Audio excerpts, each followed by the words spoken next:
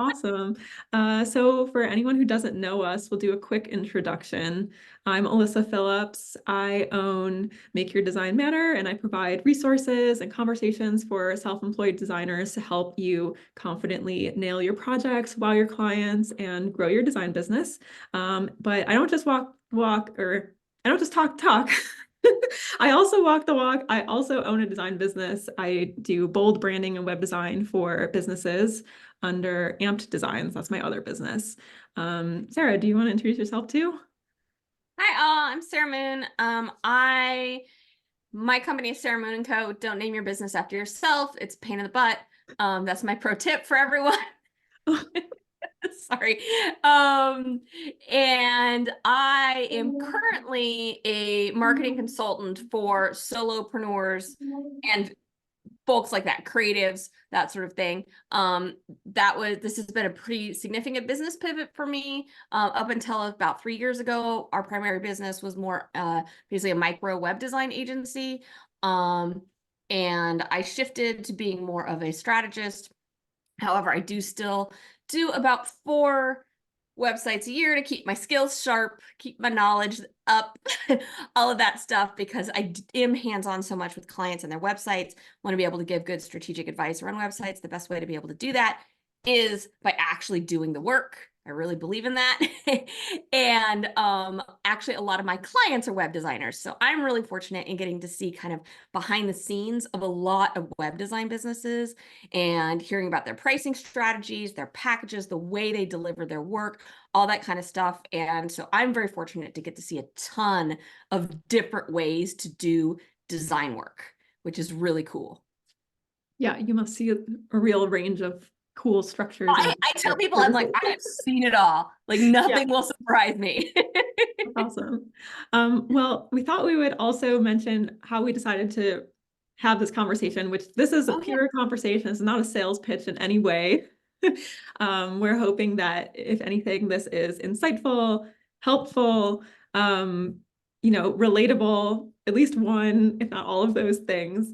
And so through Make Your Design Matter, one thing I really love to do is look at very common design business advice and sort of examine the gray area and take a look at how it has nuances and is not often like blanket advice. So occasionally I have posted about overpricing, which, there's this message out there, this magic like 10K price tag that it seems like almost every designer is like chasing.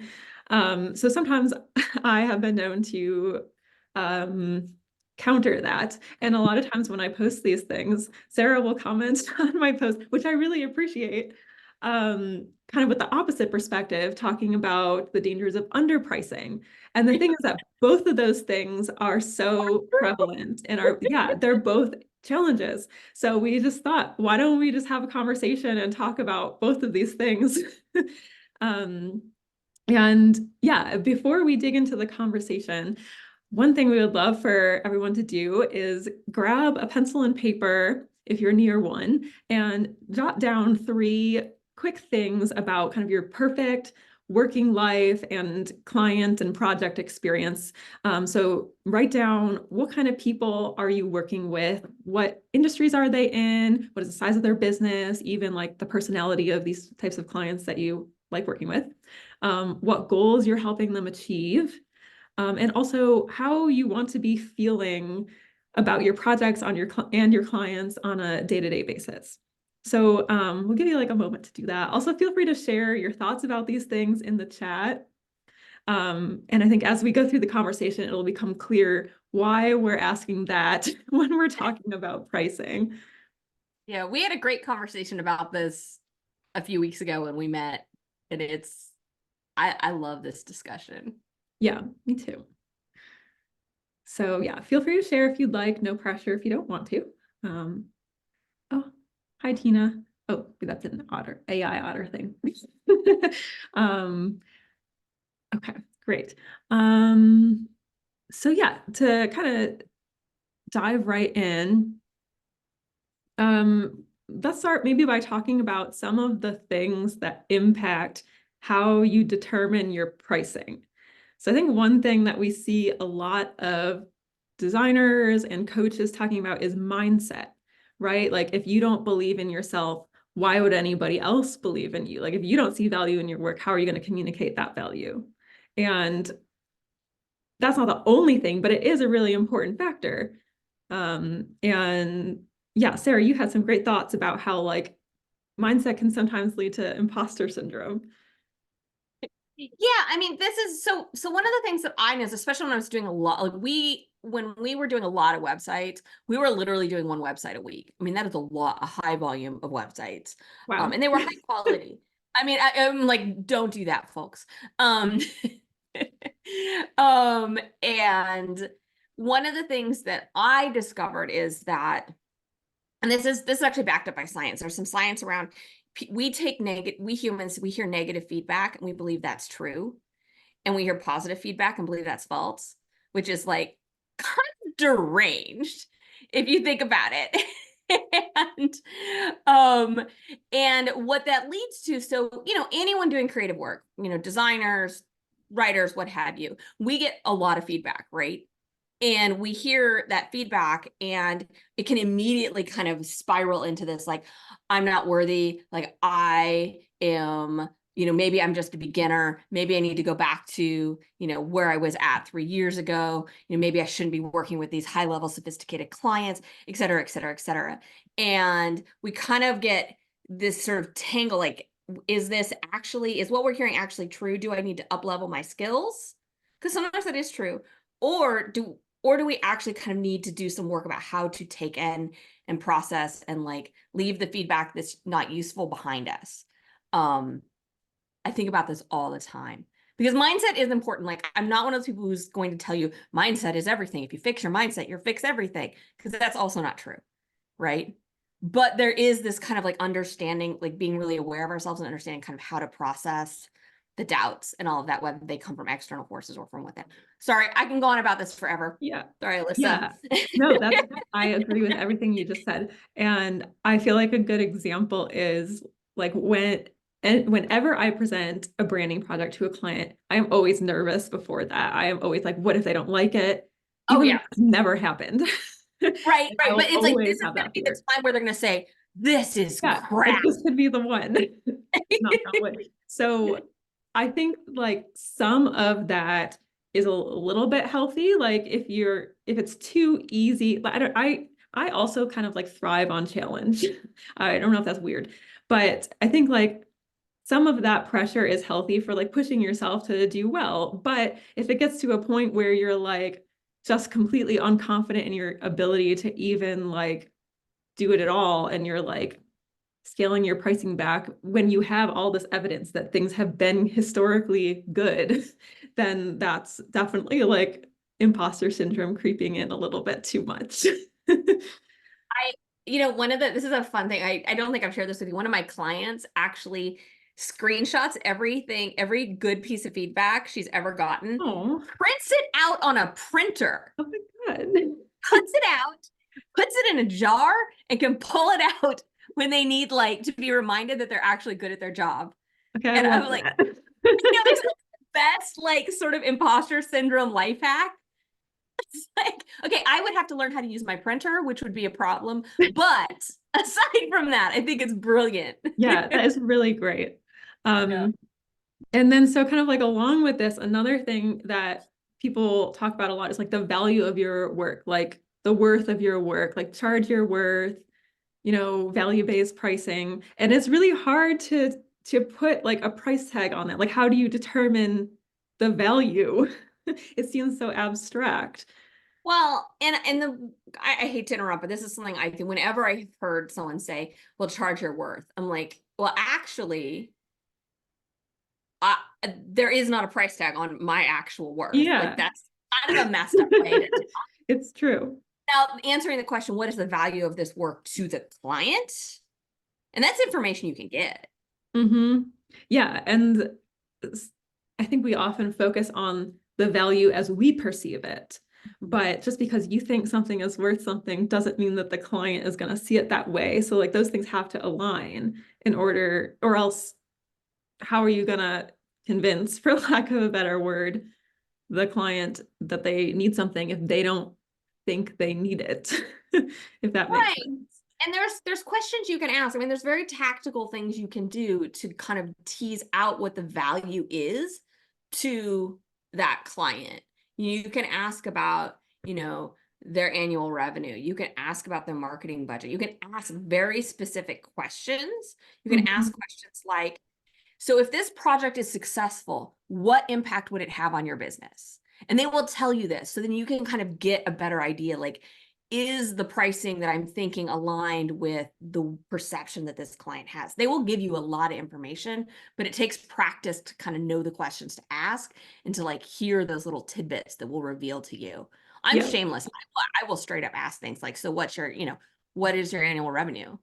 Because then I can make a good recommendation. I realize not everyone is comfortable asking those questions, but there are other ways you can get that yeah. information.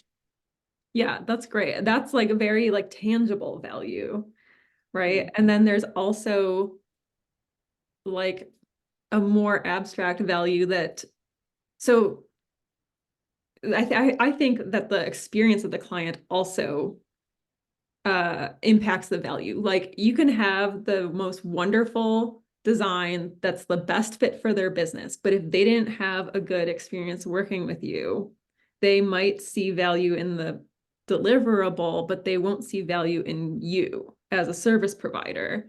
So I think when we talk about like the value of your work, like if you're going to charge a premium price, like the client is going to expect a premium experience. And that means like really smoothing out the process and like every touch point, like getting ahead of their questions, anticipating what they're going to need, like communicating clearly, making sure they know what they're going to expect every step of the way. And that kind of like makes it more valuable in a more abstract way because it's not just Yeah, a transaction. I have a great example of this in my personal experience. Um, it's not design related, but I think it's something a lot of people can borrow is I have a fantastic intellectual property attorney. Also, y'all, if you're doing creative work and you have not talked to an intellectual property attorney, do that. Anyway, and we're doing a very large project to protect a lot of my stuff that I have. And this is, I don't know if any of you have ever done this kind of legal stuff, but it takes a long time. We're talking 18 months. So even longer than the average design project. And there's a lot of times where there's basically nothing happening because it's a waiting game. And that again is very similar to what happens with design projects where you're in production and you're laying out pages. And so to the client, it can feel like nothing is happening because you're laying out pages, tweaking your typefaces, doing QA, all that stuff where there's nothing for the client to do. And what that creates is anxiety, right? What my attorney does during that time where you're waiting is sends these lovely updates. They're like, hey, here's what's going on. Right now, we're in this waiting game phase. As a reminder, XYZ. If you have any questions, just hit reply and I'll answer them within 48 hours. And for me, as someone who's, kind of sitting there worrying, like, do I need to do anything? Is there anything I need to be thinking about? It makes me feel so taken care of and so like, okay, the process is just being handled. And those little things where we're like, yeah, I'm just laying out the pages. Like, why do I need to update them? I mean, guilty, right? I've done that can really up the value of the experience where someone leaves feeling like, oh, I paid a premium for a reason. Yeah, I That totally was agree. great. They're like, that was a great deal, you Yes. know? Yeah, I have a similar aside. I'm planning my wedding right now, and I've talked to a lot of different vendors, and I'll just use like florists as an example. Like some of them, I can see their work, I can see that it's beautiful. I feel like I know they would do a great job. But the one that we went with was the only one who offered a video consultation after my first inquiry. She talked to me, asked me a lot of questions, wrote a custom proposal. It came through Dubsado. She had a whole feedback process before like booking. And so we were willing to pay more for that because I felt more confident that she was going to be there for me. And that is a more valuable experience when you're talking about spending a lot of money. I want to feel like I trust this person. So you know that, say, if a specific flower suddenly became unavailable, that she would be right there Yeah, with ideas for alternatives that would be just as amazing. And exactly. like, Yeah. you know that from the get-go, like, I'm going to have this handled. You're not going to need to worry. Yeah. Yeah. So how would somebody know if they're undercharging for their services? I have a lot to say about this. I know. So I work, like I said, a lot of my clients are creatives in general, whether they're designers or copywriters, um, those sorts of folks. And the vast majority, I see what they're delivering and I see the price point, and I'm like, you are literally losing money if you actually factor in your paycheck. It happens all the time. But some of the big keys that to me, if you see yourself in this, like, kind of give yourself some time to reflect as to whether or not your price is a little too low. One is if every proposal is being accepted. So if you send a proposal, like, I'm sorry, but you are not that great a salesperson. Like, none of us are such a great salesperson that every single proposal, like, I have a very high, because I track this. Also, if you're not tracking this, like your lead, booked discovery call, proposal acceptance rates, like each of those points, you need to start tracking that so you can make good data-driven decisions. But if every proposal is just being like, you send it, they're like, yeah. To me, that's a sign to look at something, because there's oftentimes a pricing issue, because that's just the psychology of humans. They are not saying yes to every single proposal. Not true. Um, if you find doing things like having an attorney prepare your contracts, having a bookkeeper or a CPA help you with your finances, if you're not paying for business insurance, or you find your tech subscriptions or your Pantone decks just, inaccessible to you financially, it's time to look at your pricing, because those are essentials you need to run a professional business that's going to be sustainable for the long term. And again, I talk to a lot of creatives who are kind of cutting corners, and it's making their workload much harder. It's setting themselves up to a lot of risk. Like, they're really being exposed. I'm very risk averse. They're being exposed to a lot of risk, not having those essentials. And if you have to kind of like push those to the side for like someday when I can afford it, you have a pricing problem. If you are not paying yourself, whether you're an S corp or if you're in the US, and paying yourself a salary, or you're doing regular owner draws of your pay, if you're not doing that consistently, if you're not paying yourself consistently in some way and appropriately for your market, again, that's another sign that you probably have a pricing challenge. And then one that I remember listening to you and I talked about was, if you can't afford some of the things you need, like if you're trying to pass transaction fees on to clients, like that 2.9% is like really causing you like pain. Again, adjust that, fix that. And Mhm. also, if you're spending a lot of time feeling undervalued, like if you Yeah. just feel like, wow, everyone else is around, like, what's going on? Like, I feel like my clients don't appreciate me, don't value me. That's again another trigger to kind of think, I might need to I didn't need to evaluate. Am I undercharging? Is there something wrong? Am I having a product market fit issue? Really, those are the biggies. Yeah. And I'm happy to like answer questions about that That was specifically. so, yeah, that was so thorough. I feel I resonate with everything you said. I feel like especially that last part is something that was like an indication for me many times over the past couple of years, just like this gut feeling of feeling like bitter about doing the work instead of excited because I just feel like I'm not getting paid enough. I know Like I that's, felt that way. yeah, that's just a Like, if sign you to raise a it. safe place, if any of you have felt that way, like, make us all feel like seen, because I know I have. Yeah. Let us know. Because it's just, you Yeah. feel almost angry when you offboard the client because you put so much into it, and then you see what your profit is at the end, and you're like, Yeah. wow. Yeah, versus clients who are paying a premium that's in line with what I'm like delivering. If I'm doing a lot of work, then I don't feel bitter because I'm like, wow, they deserve it. Like they're paying a lot. So yeah, it's definitely I can see a lot of people can relate to this feeling. Yeah. And that's the thing. Like, if you feel that way, like, I want people to know you are not alone. That is Yeah, such a common challenge, it and really it feels is. like it's stuck. Yeah. And so on that note, if you feel like you need to raise your prices, I think there's a debate over whether you should just like double it or do it gradually over time. And I think there's a couple factors that go into that. Like it's not going to be the same answer for everybody. So I think like current clients versus new clients is one consideration. Like if you have a bunch of loyal clients that you've been working with for years and you don't want them to go away, if you suddenly triple your rates, you could risk that. I mean, you don't know for sure, but I think that's more of a case to just raise it a little bit, like every 6 months or something like that. And then at least if a couple of them drop off every time, you can add new clients during that time. Yeah.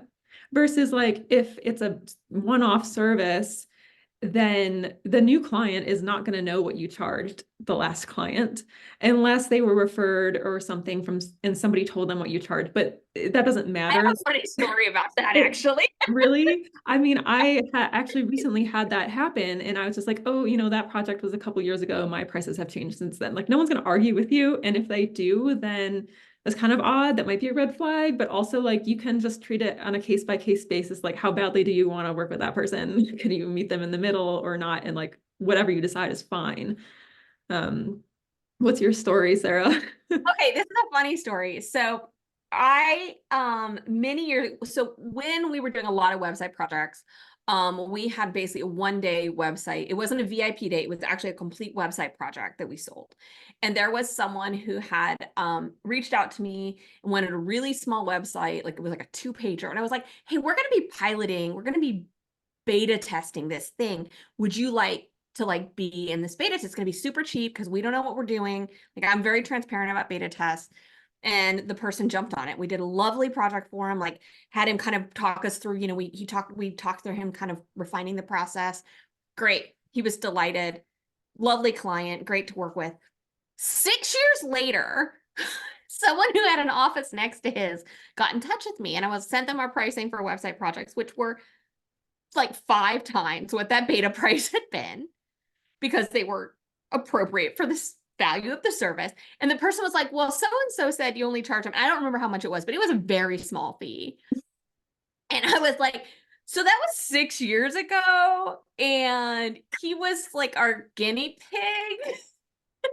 And she was like, well, I think it's only fair if you offer me that price too. Wow. What did you say? I said, I'm sorry, but that's not possible. And I never heard from them again. But it was one of the most like, it was like I had never thought I would need to justify. Yeah. Like usually when I've explained to people that, oh, that was our rate from several years ago. Yeah. Anyway, Well, I so think that's a great example how like it's okay to say that and you don't have to be like nervous about just like and you don't have to justify it even like if it's 6 years, that's a long time ago. But even if it was 1 year ago, like you don't have to feel nervous about telling a client like that's not what I charge anymore. And like if they can't afford the new price, then fine. Like it's nothing to be like nervous about. for actually your big jump, Alyssa, something that just popped into my head is also, sometimes if you're doing a big jump, like it's actually because you rethought the entire way you deliver the design project. And in that case, it's almost like a whole new service. And that's kind of that's also another scenario where like a big jump might make more sense if you're like, oh, I'm going to have this really like bespoke, like custom process where people feel really, like they're going through a really intensive brand workshop. And, if you're completely reinventing the way you're delivering work, that's another time when it's sort of easier to just be like, listen, I'm going to rip off the Band-Aid and just roll out this brand new option. Mhm. And the other thing that I think is important to keep in mind with that price change is that if you have past clients, it's totally okay to kind of have special prices for some of your Yeah. favorite. I do. I have clients who worked with me for over a decade and they have special rates, because Yeah, I they love that. helped me build my business. Like there's a different kind of relationship there, and they have a special link to book calls with me that's cheaper than my regular link. And I think that's actually something that can, in terms of relationship building and building a referral network and all that. So it doesn't have to be like one or the other, even. You can kind of figure out what works for you if you are raising your prices. Yeah. Yeah, I love that. Um, I guess kind of on the flip side, there's also this like kind of like we mentioned, this magic 10K number that everyone is talking about. Everyone just, should be charging 10K or you can make six figures in 6 months or whatever it is. And you said you kind of know where this number came from. I just see it everywhere. It came from a specific course that exists where they did all of their marketing around like how to charge 10K for a website. It's And then it so became a interesting. whole thing. Yeah. And so I think like the original intention was probably good, right? Like empowering people to charge more and charge your worth and to not underprice and all that. So I think like the original message came from a good place, but it's also, I think, worth discussing the fact that that's not appropriate for everyone and doesn't mean that like one person's services are better than another's. There's so many factors, there's so many different goals. And I think when we talk about like doubling your prices or like raising it I hate significantly, the blanket advice. Just double your prices. yeah, like Like, oh, if you just double your prices, you need to build a new audience. You may need to tweak your brand strategy. You're definitely going to tweak your positioning. This is not just to like, oh, just slap like a double price tag on and people will buy it. Like you are yeah, going to do other work on the back end to yeah, like to and make that happen. right. And the thing is like for some people that may work. Like Sharon just shared, that was suggested to her, and now she has this 8K project. Like that's great. But like you said, Sarah, it's not a blanket thing. And I'm sure Sharon probably put a lot of work into marketing that and like a lot of intention and strategy into that package as well. And I think, I mean, we've talked about a lot of factors, and a couple that we haven't touched on yet are kind of like skill and experience, which I think Yeah. can be a touchy subject sometimes, right? Because it should never stop you from starting or from offering services at all. But it is definitely worth noting, like we said, that someone who's paying a premium price is going to expect a premium service and a premium result. And it really takes a lot of time and experience to reach that point. It's not something you don't, it's not really okay unless you've been wildly undercharging for years and you have a Which ton of some people experience. do. Yes, some people do. It's not normal. It's not unheard of, but it's also not normal to go from like 1K to 10K overnight. It really takes years to like learn how to provide the best experience, even if you're a great designer. Like when I started my business, honestly, like I was an excellent designer, but I had never worked one-on-one with clients before. So if I had charged that much, it would have been wildly misaligned with what my clients were getting in terms of like the process and the client experience that we talked about. And the only way I really think that you can better those things is just by doing it over and over again. And like every project that I did, I was like, okay, this little hiccup, how can I stop this from happening next time? Or this person was confused about this thing. How can I make it more clear for next time? And that was years of trial and error and seeing where things got tripped up and adjusting. So it's just, I feel like unless you experience it, it's really hard to know what you need to do. And this is not something that's going to happen after one project. Well, and the things that are causing you problems at like say a $3,500 price point aren't going to magically go away at triple that rate. Yeah. Like they're still going to exist. So that's the other thing. I think sometimes we put this belief on certain price points like, well, if I can do XYZ, then this thing won't be so frustrating. This thing won't be so annoying. It's like if you can kind of plug those holes initially, then actually when as you scale up, it's actually far less painful for you, because there are things you need to.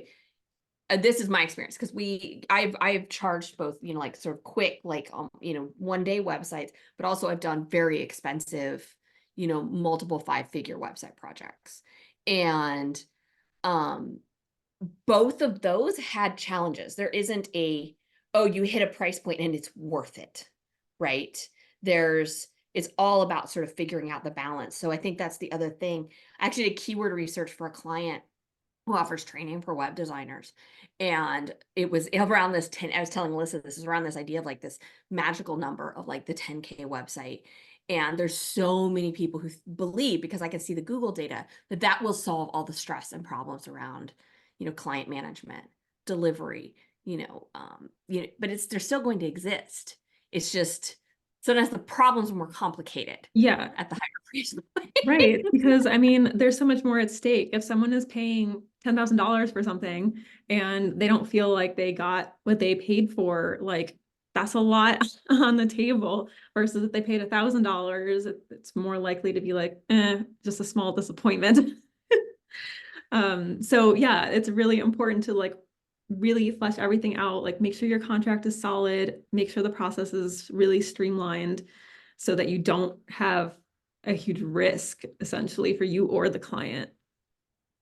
And so I think another thing that's worth noting is that sometimes charging a lower price could even be more profitable than charging It a higher price. absolutely can be more And it profitable. also, I want to say, like, we're not advocating for one over the other. It's very No. situational, like we've said. But if you look at, for example, like one designer charging $10,000 for a project that takes them, let's say, like 10 weeks to do, and is very intense, is very high stakes, they can only really do one at a time because it takes so much energy. Then there's somebody who's charging, let's say, like $3,000 for a project that's a smaller scale, a smaller timeline that only takes them 5 weeks, and they can do three at a time, then they can make $18,000 in the same amount of time. So in it doesn't mean that one is better. It's very personal. Like some people really enjoy the high stakes project and the challenge and just the depth of a project at that scale. And some people really enjoy a simpler process and just, a less stressed client and getting things done quicker. It's very personal. Yes. And I think that's such a good point is like, how do you like to work? Do you like to have long relationships where you really get deeply stuck in with clients? Are you someone who likes to, I had a designer on my team who loves seeing like, she was the queen of quick wins. That was sort of our joke. Like she loves seeing like, get the result, client's happy, like get it done, send them on their way. And it would just like was such, and those moments were just her happiest. So it's also being really aware, I actually really love working with great clients for like a long, intensive period of time. But also that's a pretty small note when I qualify that with great clients. Like that is not every client that comes in the door, right? And so it's like being really aware of the type of relationship you want to cultivate with those clients and like what makes sense, because you may not want to get stuck into like the designer who worked with me didn't like getting kind of stuck into the nuances of someone's business, and that wasn't fun and exciting for her. Meanwhile, I'm over here and I'm like, yeah, like let's figure out this like very weird, like, detailed thing about this one, I love that. So again, being super aware of what relationship you want and how much like connectedness you want with the clients, I think is really important too. Mm-hmm. Yeah. So on that note, how would somebody know if they're overcharging? I don't know, I feel like this is your wheelhouse, but I can answer from our notes. Well, I think, yeah, I mean, I think it's kind of like the opposite of everything you said for undercharging. Like, if everyone is saying no to your proposal, if you can't sell a single project, I mean, there's a lot of factors that could be involved with that too, like marketing, branding, how you're doing the sales call. But it could be that your target audience just can't afford your Product price. market fit. Yeah. I think also if your clients are not consistently happy, if you're still having hiccups on every single project, if people are paying a lot and walking away dissatisfied, then you need to either like lower it and figure it out or like really quickly figure it out because as much as we want people to spread the word when you do a good job, like if you consistently are not having happy clients, like that's going to come back around in some way as well. Um, I think, let's see, we also talked about, yeah, your Delivery. cost of, sorry? I was gonna say the delivery Yes, costs, like I was gonna say that too. Like if you're contracting out a huge chunk of the project every time and it's eating your profit, like if you're charging $10,000 but you're spending $9,000 on a developer, then you're not really making that much of a profit. and if you find yourself saying like basically having to do a phone a friend with, which is a friend you have to pay with every single project to kind of make sure that it's pulled off at the level that you promised, that's a real Yeah. indicator that you need to fix something. Yeah. And yeah, like if you're feeling like you're still learning during the process. And like, I really believe that you're never going to stop learning. Like there's always things to learn. I'm constantly changing little things in my contract and process to this day, and I probably always will be.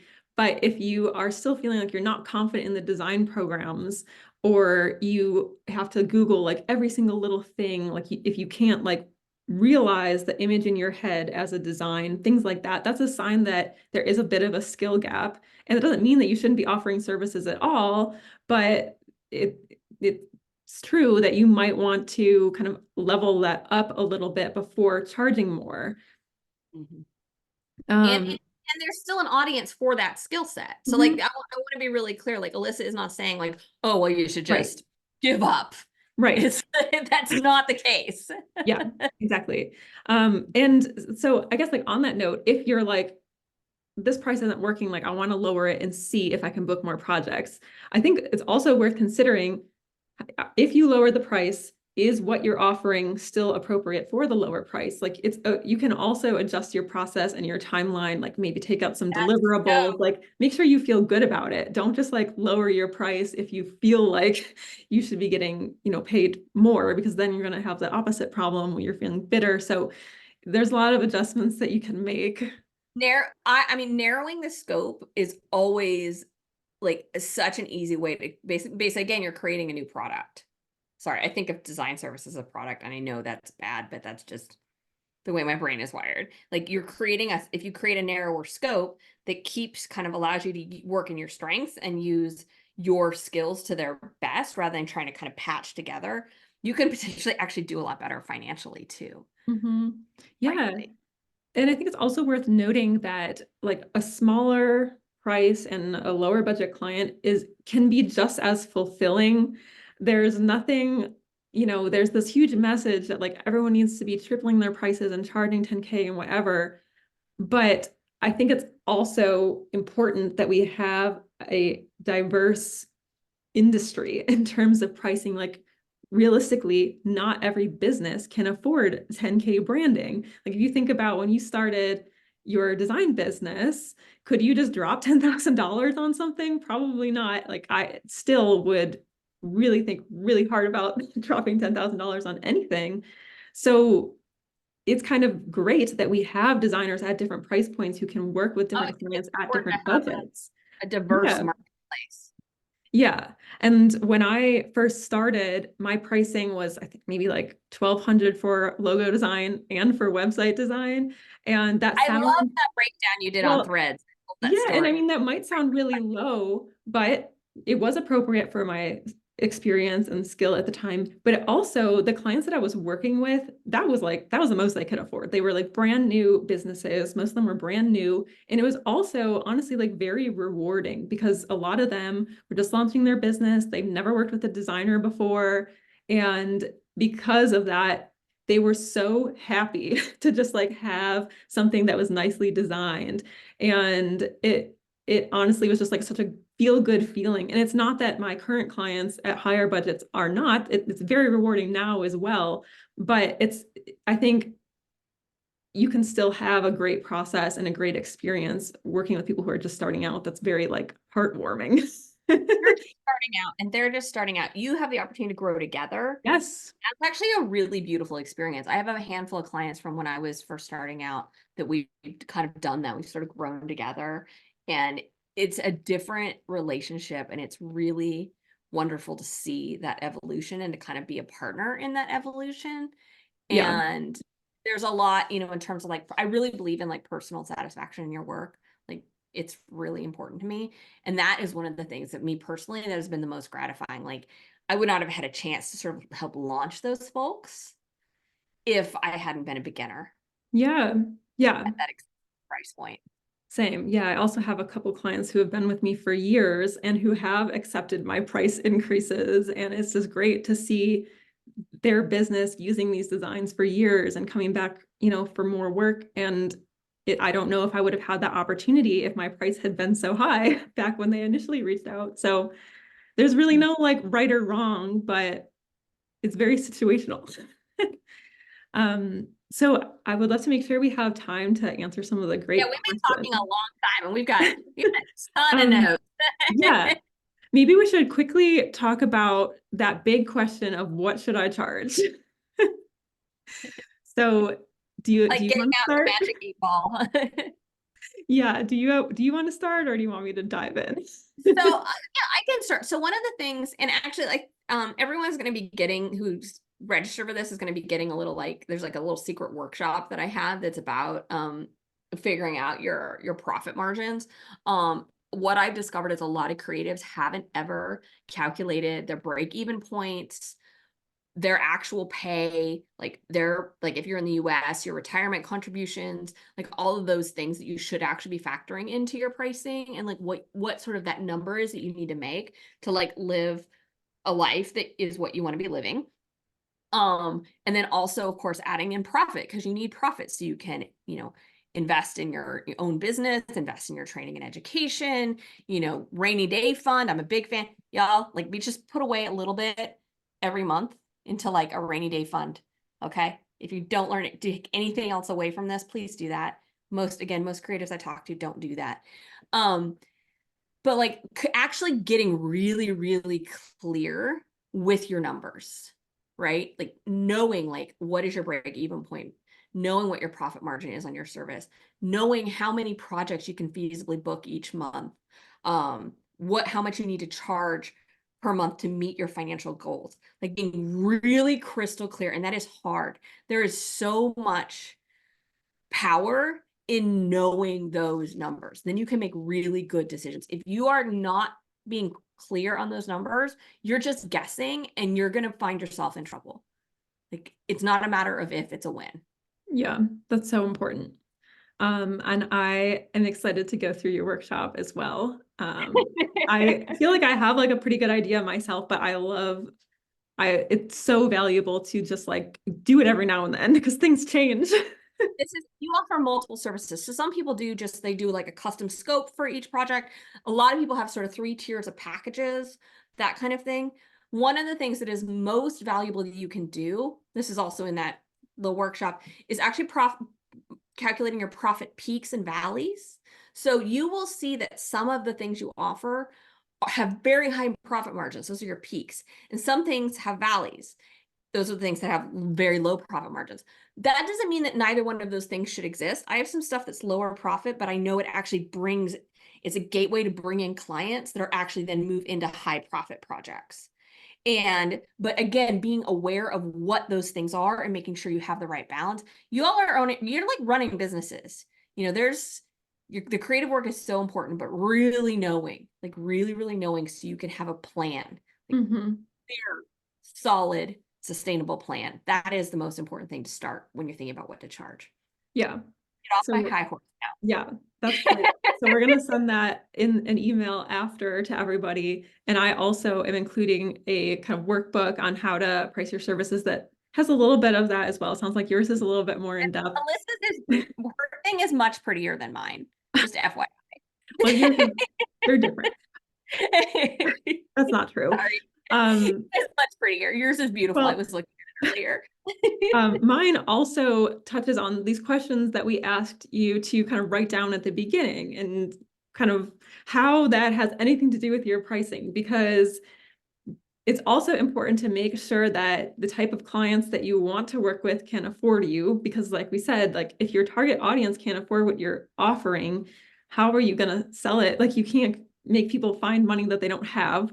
And so like really aligning what you want to do with what you're charging, and like if they aren't aligned, what can you do to either shift your audience or adjust your package to match your audience and still be profitable. And so kind of reflecting on some of that personal fulfillment stuff as well. And so like, I think we haven't answered the question of what should you charge. And I think that's the point is that no one can just tell you, oh, you should charge this. It's because there are so many factors, there's so many different preferences, there are so many different target audiences that there really isn't any like blanket price. No. um, yeah. And that's and also I think the audience thing, what I hear a lot from uh what I hear a lot from designers is, I love working with new business owners. It's super fun, but I need to raise my prices. Like that's a very common thing. I've heard it from so many people. I'm not making enough money. And that's again a product market fit. So you need to make some tough decisions. Is it time to leave that audience behind so you can make more money? Or do you need to, think about how to expand your capacity, that sort of thing. Or for example, one of the things that we did a lot of in our bigger website projects was we worked with medium-sized nonprofit organizations. Those folks actually have pretty healthy budgets, right? They're also pretty intensive projects. And again, like kind of knowing, like figuring out, is that revenue worth the stress? Like, what is the answer there? Like, do I want to continue to work with this audience, even knowing that, because the revenue is a payoff? Really, you have to weigh the differences. You can't force an audience to want a price point that's not accessible to them. You can't force an audience to want a project scope that is not acceptable to them. So again, like one of the things a lot of designers do is they say, well, I just want one point of contact, which I totally get. It's really important. If you are, like I was, working with a lot of nonprofit organizations, you are not going to get them to follow that rule. Like straight up. They have a lot of cooks in the kitchen.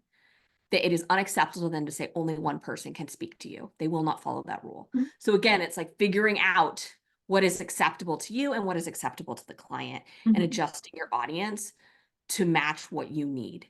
And that's, sometimes it sucks. Sometimes you have to say goodbye to people that you really loved working with. Yeah. Yeah. Yeah. I love that.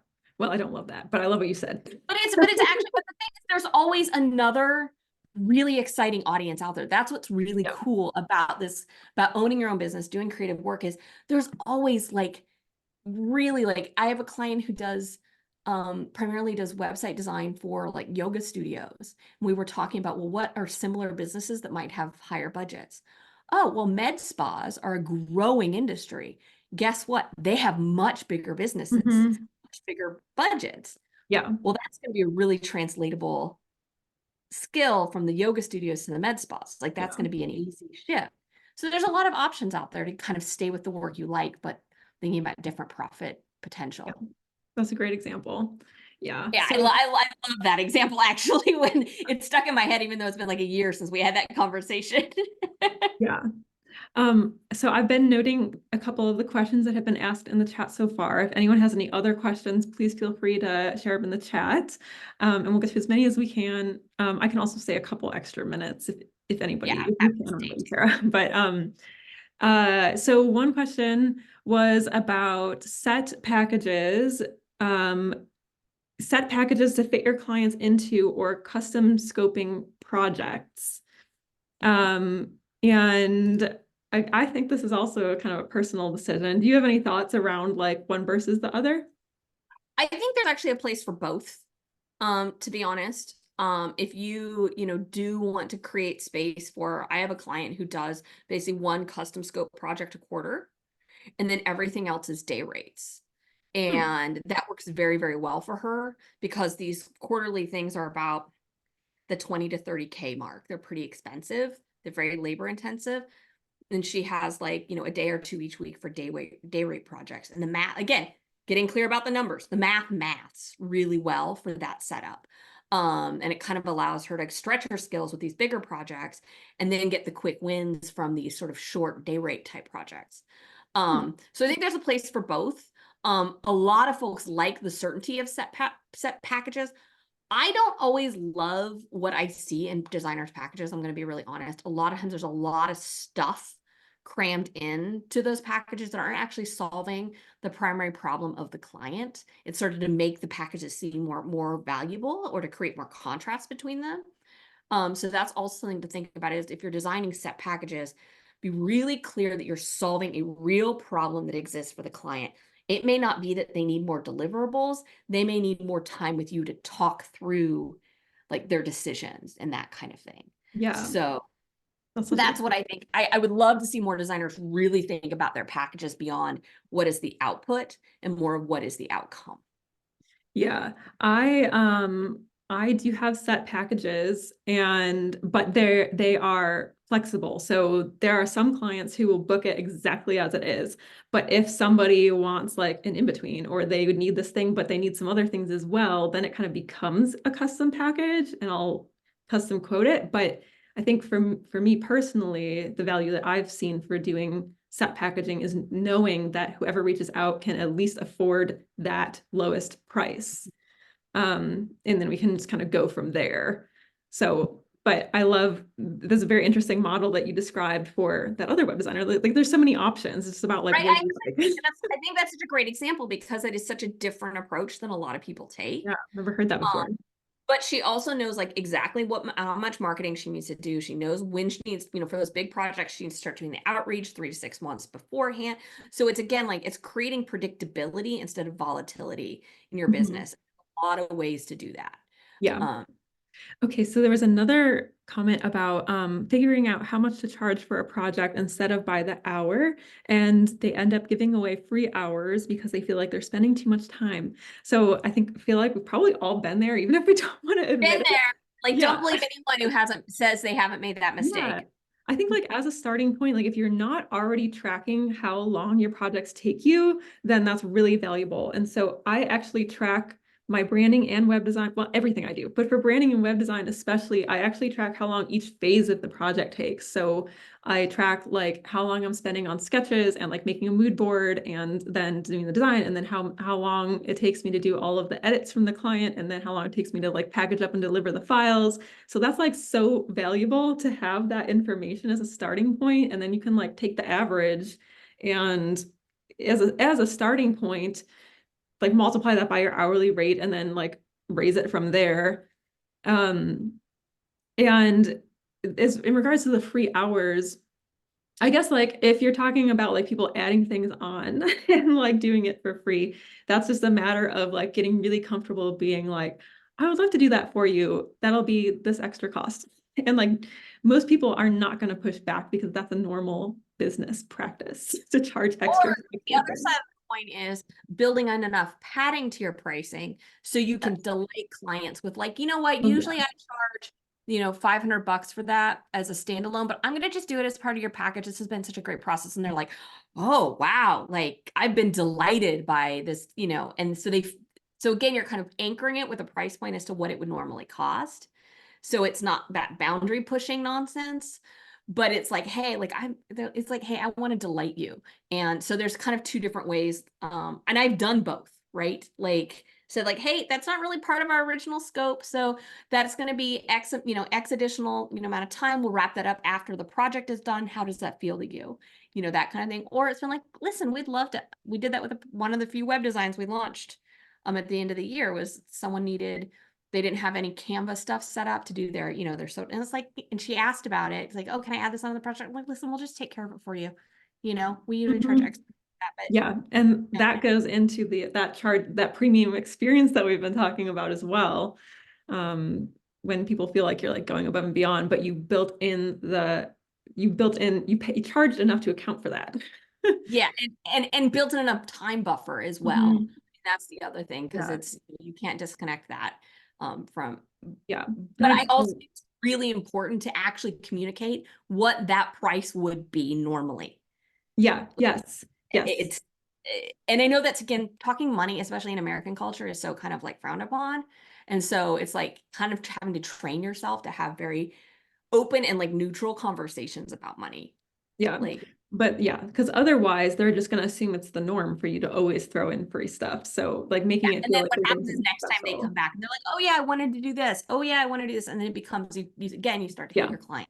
yeah. And we don't And I want that. also, yeah, I wanted to add for Sar, who mentioned that they're never comfortable tracking time because they're afraid that it'll look like they take too long in their process. I totally understand the hesitation, but also know that the client is not going to see that. Like you don't have to share it with the client. That's just for your personal information. And then whatever you want to do with that information, you can use it how you want, but I do think it's really valuable to at least know, because that's how you can find out if you are making enough profit. Like if you're essentially getting paid $10 an hour. It also will like help you reveal why you're working like from 10 Yeah. a.m. p.m. If it's because you've booked so much to make your baseline revenue. Again, I've been there, right? Like this is not me sitting up here being like, yes, here's all this stuff. I have done that where I'm like, why am I working such long hours to meet this Yeah. revenue goal that I need to make? And that's something where it's like, if you, and I don't track my time anymore, like, because I know how much time things take me. Like, it's, Got it but down. yeah, I did the exact same exercise you did. Is like, I was like, oh, the strategy part, that kind of thinking and planning part took me like 3 times as long as I thought it did. Right. I And would have never known that. yeah, and I was just laughing at what Marco said about snacking and procrastination and doom scrolling. But I think like even that is valuable to know because like if you need to have a long project timeline because you just like can't focus on getting something done really fast, then that's fine. That's like That's valuable to absolutely fine. know. I need my time to go to take the dog out for a walk and kind of get out of the office and like sort of clear my brain for like creative work. Like that is actually a legit thing to kind of think about. Is like you all are creatives. Like you need a lot of thinking time. Yeah. Um, and Carolyn mentioned that she's got to hop off, so we could answer her question real quick. She mentioned that she is curious about what to say on calls when the client can't answer the questions about value. She said she works with a lot of DIY clients, and she asked what the measurable impact it will make for them, but sometimes they can't say anything and they feel stuck. Any suggestions? So I don't necessarily think it's a conversation stopper. I don't know about you, Alyssa. Yeah. Sometimes it's an opportunity to educate. Mm-hmm. Um, if you have examples, if you're not writing case studies, that's another thing you should probably, put on your priority list. But if you have examples from previous clients, you can walk them through and say, hey, I worked with a client who was in a similar situation. Can we take 5 minutes and walk through, what we did for them and the outcomes and see if that kind of is feeling like what you're hoping to achieve? Because sometimes like we can't expect clients to have as much education as we do. And so we need to do a little bit of work in educating them. If they still are kind of like, if they can't answer sort of the why now question, then that's something that kind of makes me be like, well, I also believe like in having like a say 1 hour paid strategy call. That's where I would say, hey, you know what might be the best first Yeah. step for you? It's just booking like a 1 hour, like or 90-minute or whatever your preference is, strategy call. So we can kind of make some plans together before you commit to a whole project. And so that's kind of a nice, to me, that's where I would lead to if they're still kind of feeling like, like, so at least again, you're getting paid for your sort of emotional labor and your mental labor. But it also allows that client to kind of get that education and have somewhat of a tailored strategy so they can understand the possibilities. Because a lot of times those clients going from, DIY to done for you, like they're like, I want like an image slider on my homepage. And again, it's not that they like don't know what they're talking about, it's that they're not realizing the power of this work that you're doing. So Mhm. that's where I'd go with that. I don't have anything to add. That was great. Yeah. Also, if you don't have a like just book and pay for a call with me in your business, like add that. It is truly one of the absolute, aside that and my email newsletter are the two most valuable things I've ever added to my business. Like absolutely. People will pay to get your expert advice before they're ready to actually do a project with you. And who do they come back to when they're ready? Yeah. You.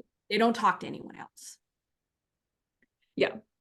Yeah. I think there's a lot of value in like not pressuring people in the moment, and they appreciate that honesty and your helpfulness enough to come back when they are ready. And sometimes when they are ready, then they're maybe in a better place with a higher budget. So I've absolutely yeah. had that happen. Like I can't even count the number of times where I've had someone kind of not be fully ready and then they come in and like booked my most expensive service. Hmm. Yeah. Absolutely. This is a good question. Yeah. What's included in a 10K website or a 10K project? Is it a 5-page website? Is it a 15-page website? I think that's a good question because again, like we talked about, there's so many variables. I can just use my own experience, I guess, as an example. Like when I started, I was charging $1,200 for a 10-page Squarespace website. But my process was really, really simple. Like I had a really simple questionnaire that I would go through with the client, and then I would do like a sitemap and like a really basic wireframe. And then I would do like the style tile, which is like a mood board kind of thing. And then I just build the whole site. And it was very simple. And the clients that I was working with were, again, like very new businesses. They didn't need a lot of things connected to their site. They really didn't need anything very robust. It was just like they just needed a web presence, basically. And now I I think my pricing for a 5-page website, actually, I think I took off 5-page and it's 10-page now, but I think it's like 5,500 or 6,000, but my process is much more intense with strategy in the beginning. Like I really want to understand them on a deeper level. And the questions are more about their goals and like how their website is going to be a strategic tool. Like it's not just a pretty web presence, like we're actually more goal oriented. They're also usually a little bit more complex, like they are needing things beyond like the basics of a Squarespace template. Like we're connecting third-party tools. We're thinking about like how this is tying into their marketing. So it's more, again, like the experience, like Sarah talked about, like the strategy, the like time with the client. It's not necessarily the product that's different. It Well, can be, very but much. The thing that I would add to that is it depends on also the audience that you're talking to. So, an attorney will, I mean, this is again a real website that like we recently launched. An attorney that is charging $2,500 a month for retainers has no problem spending $10,000 on a 4 or 5 page website but they also expect like lots of check-in calls, lots of hands-on, like lots of tweaks, like, because again, thinking about their business and how they work with clients and the way they have relationships, they expect that same thing. So to them, they're paying a premium, even though it's a small scope.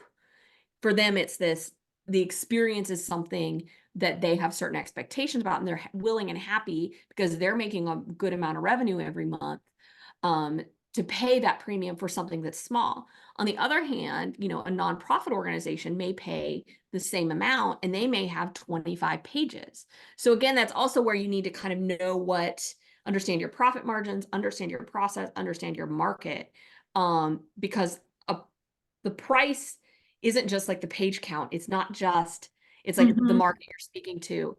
It's, the level of one-on-one the client expects, the level of customization and interaction with you. Like there's a lot of different expectations. So again, it's why market research is so important. And it's not just like, I create websites for, women-owned businesses that are, like selling handmade soaps, like, which is kind of what the sort of way people tend to develop audience research. And that's not actually very helpful. It's really understanding the culture around your audience's beliefs around all kinds of things. So yeah. I know I wish I could be like a $10,000 website has X number of pages. It has X number of meetings. It has like, that's just not the reality. It's so variable depending on Yeah. the marketplace you're operating in. Yeah, and to Nicole's point about what they need 10 pages for, like that's some people don't. And so for what I'm charging now is like it's up to 10 pages. And a lot of people don't fill up 10 pages because we're not going to try to fill up 10 pages if we don't need to. But with that budget, like if they need to add a few more pages, more than 5, we can, versus before it was like 5 pages is it. Like if they need another page, we charge extra. So now I just have like the room to be flexible for a couple different page counts is more of how I structure One it. of the positioning things I think you do really well, Alyssa, in particular, because I've sent a lot of people your services page, by the way. Sorry. Thanks. Because I'm like, this is really good. Is you go into like, hey, if you're doing this project, here's what it's going to include. And then you also say, also, your project could include these other things. Yeah, And and like that's it's how it could become custom pricing.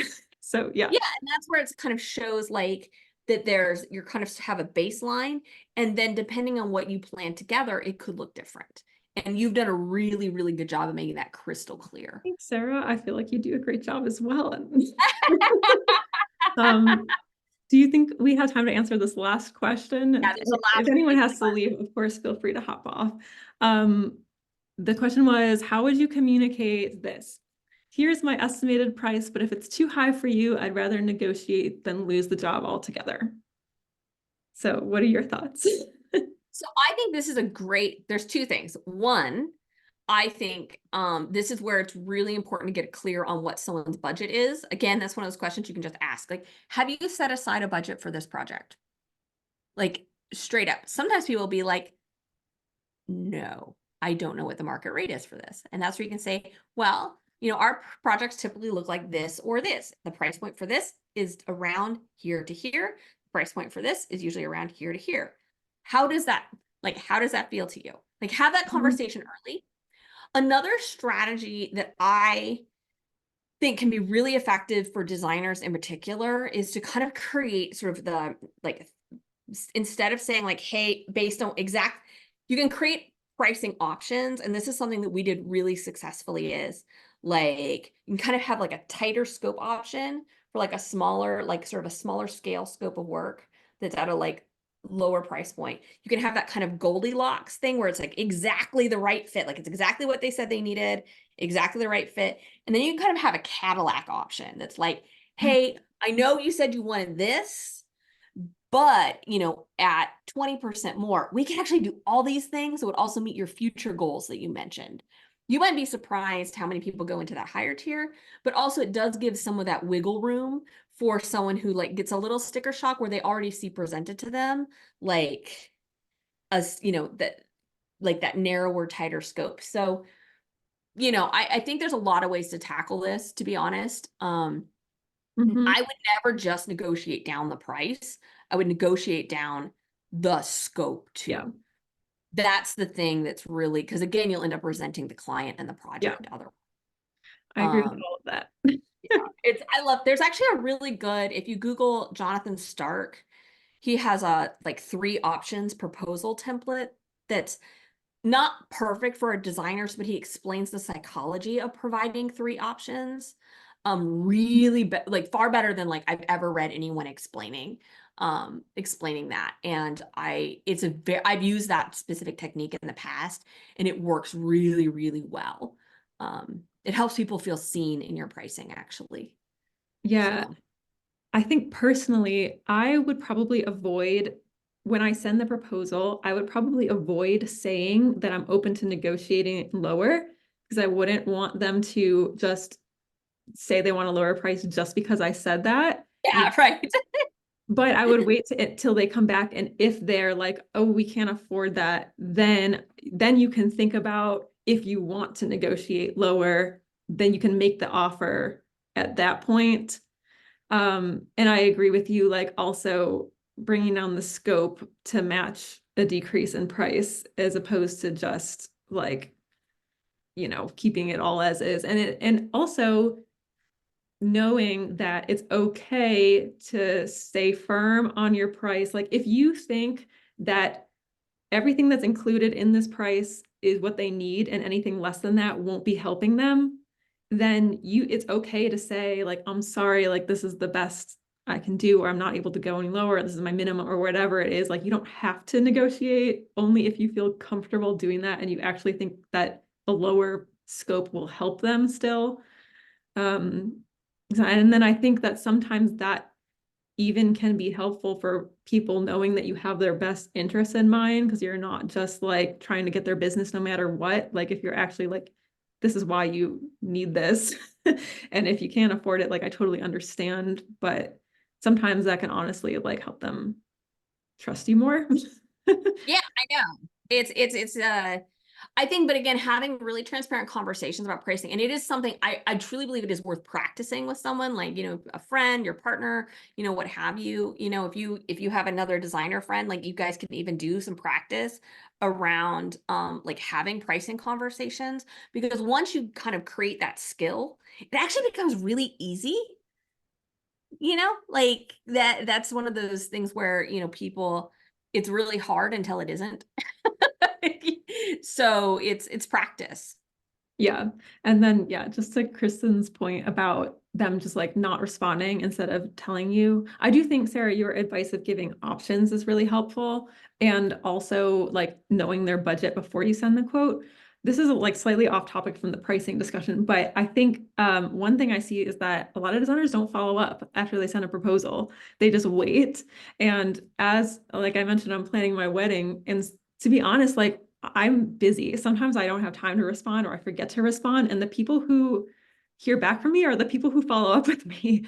And it Yeah, also same. shows that you have good communication. Like sometimes I'm honestly, I want to see like how much they want to work with me. I know that sounds weird, but it's true. Like you're demonstrating your communication skills by following up. And if you've never heard of the magic And salesy. Like you're just yeah, literally it's giving not salesy at all. And if you've never heard of the magic email, you can Google the magic email. And I adjusted it so it sounds a little bit like friendlier for me personally. But so after you the follow tone of up, the magic email is a little hostile. yeah, yeah. But like after you follow up one or two times, if you still haven't heard back, it's basically that magic email is something like, since I haven't heard from you, I'm assuming you've gone in a different direction. Let me know if you need me later. Best of luck with your project, something like that. And then like honestly, 9 times out of 10, they will respond to that because you're like closing the conversation and they will either feel bad or they'll be like, wait, never mind. But either way, like at least you'll have closure. So you have that peace of mind. I had So thank this you. I had this happen really recently where I had a great, call with someone.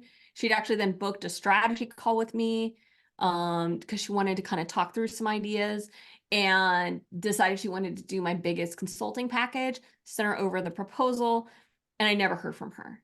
And I was like, that's weird. Like, because it seemed like she was really ready to get started in April. And so I just sent her a quick note, like, hey, I didn't say hey because that's kind of rude, but I just wanted to check in, see if you're still thinking about starting this work together in April. If you have any questions, just shoot them my way.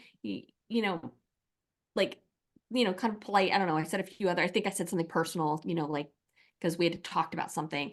And she wrote me back and she was like, oh my goodness, thank you so much for following up. I accidentally deleted your email that you had sent with the proposal when I was like reading email on my phone. And she's like, I've been meaning to reach out to you and I just got busy. Yeah. She's like, can you resend it to me and I'll pay in full right now? So it's like her intention was actually to just get started and pay in full, like didn't ask for a payment plan, nothing like that.